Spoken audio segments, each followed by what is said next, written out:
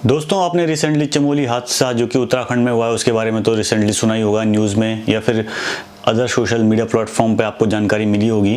तो इस वीडियो में हम कोशिश करेंगे जानने की ये क्यों होता है, कैसे होता है और क्या ये फ्रीक्वेंटली जो है आगे भी ऐसा होता रहेगा, और कुछ उपाय के बारे में हम डिस्कस करेंगे जिससे कि ऐसी प्राकृतिक घटनाओं को रोका जा सके या फिर कुछ ऐसा करें कि जिससे कि जो है कम से कम जान माल का नुकसान हो। आगे चलने से पहले हम जो है चमोली के बारे में थोड़ा बहुत उसकी जियोग्राफिकल लोकेशन के बारे में जान लेते हैं।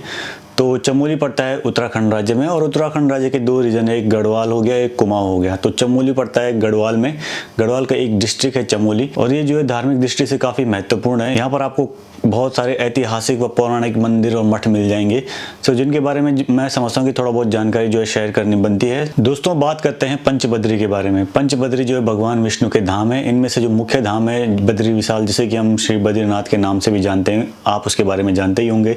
कहा जाता है कि जब नर और नारायण पर्वत आपस में मिल जाएंगे तो बद्रीनाथ का रास्ता बंद हो जाएगा, और भविष्य बद्री जो कि बद्रीनाथ पंचबद्री में से एक है, वहाँ पर जो है बद्रीनाथ भगवान के दर्शन होंगे। सो मज़े की बात यह है कि ये पांचों बद्री जो है चमोली डिस्ट्रिक्ट में ही पड़ते हैं। पंच केदार, जी हाँ, पंच केदार भगवान शिव को समर्पित हैं और केदारनाथ इन पंच केदारों में से ही एक है। यहाँ पर भी 2013 में काफ़ी बड़ा नुकसान हुआ था, आप सब लोग जानते हैं। पंच केदारों में से 2 केदार जो है चमोली डिस्ट्रिक्ट में पड़ते हैं और 3 जो है रुद्रप्रयाग में पड़ते हैं। दोस्तों, अब बात करते हैं पंचप्रयाग के बारे में। जी हाँ, प्रयाग का मतलब होता है मिलन। जब 2 बड़ी नदियाँ एक साथ मिलती हैं तो उस स्थान को हम प्रयाग कहते हैं। तो पंच प्रयागों में से 3 मुख्य प्रयाग जो है चमोली जिले में है, एक रुद्रप्रयाग में और एक टिहरी में है। सो इन प्रयागों के मिलने से ही जो है गंगा नदी का जो है स्वरूप बनता है, गंगा नदी जो है आगे बढ़ती है, और आप सबको पता है गंगा नदी का महत्व कितनी पवित्र नदी मानी जाती है। धार्मिक दृष्टि से आप जान ही गए होंगे कि ये कितना महत्वपूर्ण स्थान है। अब बात करते हैं संडे 7 तारीख को जो त्रासदी मची उसके बारे में। ऋषि गंगा और तपोवन डैम की जो तबाही हुई वो सब जो है हमने सोशल मीडिया प्लेटफॉर्म या न्यूज़ में हमने देखी ली होगी। साथ ही साथ हमने जो है रेणी गांव के लोगों को भी सुना कि कैसे जो है उन्हें जो है संभलने का मौका तक नहीं दिया इस प्राकृतिक आपदा ने।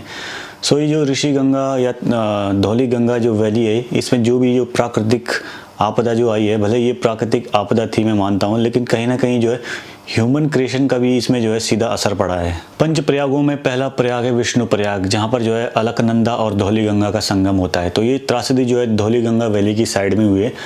इनफैक्ट उससे भी ऊपर जहाँ पर जो है धौली गंगा और ऋषि गंगा मिलती हैं, उस संगम पे जो ऋषि गंगा वाली जो साइड है वैली है, वहाँ से जो है त्रासदी हुई है रेणी गांव के पास से होते हुए, और आगे जितना भी इसके रास्ते में जो भी डैम आया या पावर प्रोजेक्ट आया वो सबको जो है एकदम स्वाइप करके लेके गई, और इसके साथ काफ़ी जान माल की जो है काफ़ी नुकसान हुआ है लोगों को। काफ़ी जो है स्थानीय लोग कहते हैं कि किसी के कोई नदी के किनारे रेत निकालने गया था, उसके साथ उसके खच्चर घोड़े जो भी थे बहुत सारे गए, और जो पावर प्रोजेक्ट में जो लोग थे काम कर रहे थे उस टाइम करंटली, वो भी जो है अभी तक उनका मिलना भी जो है आई थिंक पॉसिबल नहीं हो पाया है।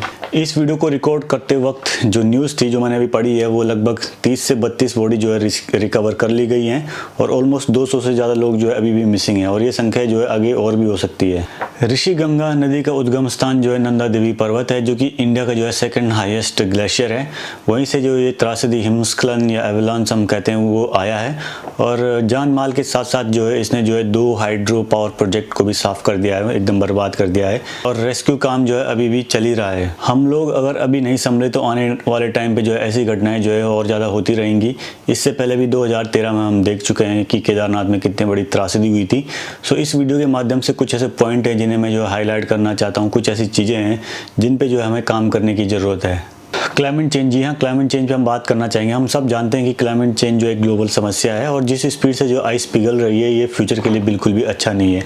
तो खासकर हिमालयन रेंज में जब ये ग्लेशियर से आइस पिघलती है टेम्परेचर हायर होने के कारण, तो कहीं कहीं प्लेस पर जो है ये आइस जो इतनी मेल्ट हो जाती है कि ये आगे नहीं बढ़ पाती है और एक लेक का रूप ले लेती है, जिसमें कि जो है काफ़ी ज़्यादा पानी भरा होता है, और कभी लैंडस्लाइड या अर्थक्वेक या कुछ भी जो दूसरी कैलेमिटी है उसके चलते ही जब ये लेक टूटती है तो अक्सर ऐसी त्रासदी आती है, ऐसी डिजास्टर आती है। आगे जो मेरा पॉइंट है वो है हिमस्खलन, या जिसे हम एवलांच भी कहते हैं। सो हिमस्खलन जब होता है तो एक छोटा आइस का टुकड़ा जैसे ही आगे बढ़ता है तो वो अपने साथ जो है दूसरी आइस को भी जो है लपेट लेता है, और उसका आकार काफ़ी बड़ा होता है, और जैसे जैसे वो आगे बढ़ता है तो ये काफ़ी विशालकाय जो है पर्वत के रूप में ले लेता है, और जैसे नीचे जाता है तो टेम्परेचर ज़्यादा होने की वजह से वो जो है मेल्ट होता रहता है, और पानी जो है काफ़ी मात्रा में जो है इकट्ठा हो जाता है, जो कि एकदम फ्लैश फ्लड का रूप ले लेता है। सो ये भी एक मेजर प्रॉब्लम है। अगला जो टॉपिक है वो है डैम। डैम का निर्माण जो है हम बिजली बनाने के लिए करते हैं।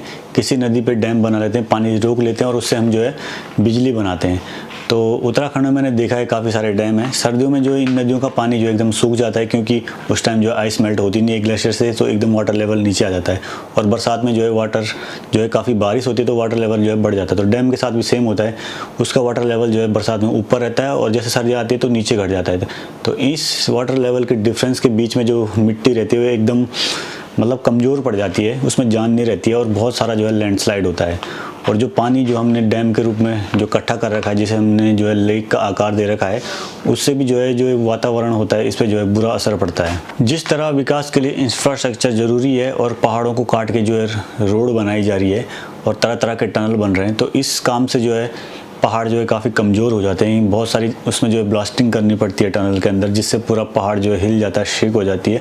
और जब हम रोड बनाते हैं तो हम पहाड़ की एक जो है लेयर काट देते हैं, तो इससे जो है लैंडस्लाइड का खतरा और बढ़ जाता है और पहाड़ में जो है कमजोरी आ जाती है। जो भी कंपनियां हैं, रोड तो हमें बनानी ही पड़ेंगी, क्योंकि अगर आगे बढ़ना है, प्रोग्रेस करनी है तो रोड ज़रूरी है।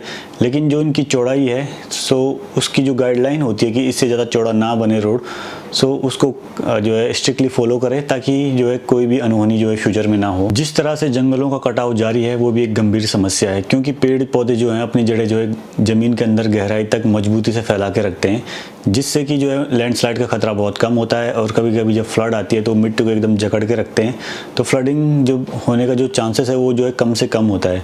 सो पेड़ जो है हमें काफ़ी सुरक्षा प्रदान करते हैं, हमें जो इनका संरक्षण करना चाहिए और ऐसी कंपनियों पे सख्त एक्शन लेने चाहिए जो कि इलीगली जो है पेड़ काटने में लगातार दिन रात लगी हुई हैं। दोस्तों, अब बात करते हैं इसके सोल्यूशन के बारे में। तो हमें जो है इसमें जो है टेक्नोलॉजी की मदद लेनी चाहिए। मेरे पॉइंट ऑफ व्यू से हम जो है सैटेलाइट या ड्रोन से सर्वेलेंस कर सकते हैं किस एरिया में जो है डेंजर जोन है और कहाँ पर जो है ये लेक जो वाटर मेल्ट होकर लेक बन रही है।